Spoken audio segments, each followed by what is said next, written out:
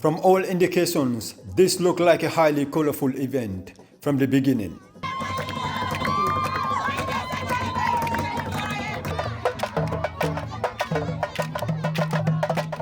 A high-powered VIP delegation, including local authorities, sponsors, and artists, among others, were in attendance.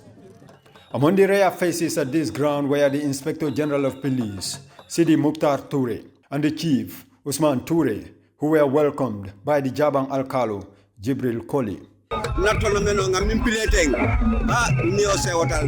The final was between Foni Side, playing in blue, and Boston United. Foni Side put on a black armband to mourn and remember their late first choice goalkeeper Lamin Bi, who played all the games with them to this stage before his untimely demise before this day.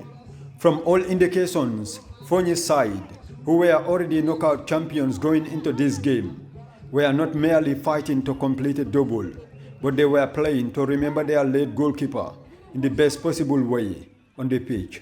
By adding the League Cup title to their knockout title, he already won with them. They showed intent from the start and dominated the game with some half chances that kept the goalkeeper of Boston busy for the larger part of the game. The closest of the chances fell to Foni Side, who nearly got rewarded for their dominance, but Usman Sow was denied point blank by Boston's goalkeeper, Babukar Jallow. Boston also had their moments, particularly in the second half, but their half chances were not troubling either, as the two sides settled for a goalless draw at full time.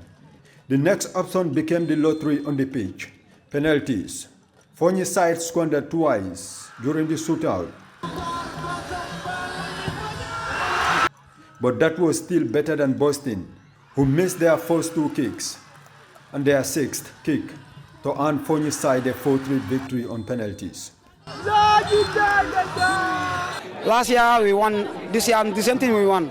So to play a final is not a problem for us, because if you look at the team of Foni Side, the players are matured, and from there,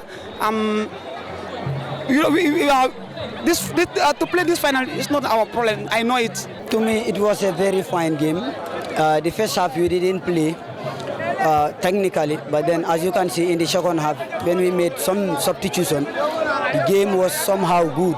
We created so many chances, we got some chances, but then unfortunately, we couldn't score them. We are not just lucky. From the turnout to the comportment of the supporters and the football that was played on the pitch, Jabang truly looks like a promising footballing community. But the ground they are using is not just underdeveloped, but very small in size too. So what we want is that, at least if the authorities can come and then help us to talk to the school so that we see how to expand our football field, because the size of the field, is somehow good, but it's not a standard field.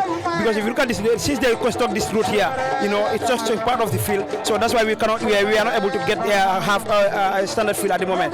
But if authorities can help us to talk to the school, both the nursery and the primary school, and see how best they can move a little bit back so that we can have at least a standard field, that will help us a lot. Several individual awards, including Man of the Match, Top Scorer of the Tournament, Player of the Tournament, Youngest Best Player, and the Goalkeeper of the Tournament, which was awarded to the late Lamin Bi of Foni Side and received by his family members. As runners-up, Boston were handed a consolation prize of $20,000, while Foni Side, who now deserve the tag of the best team in Jabang for the 2024-2025 season, as they clinched both the league and the knockout titles, went home with a cash prize of $25,000.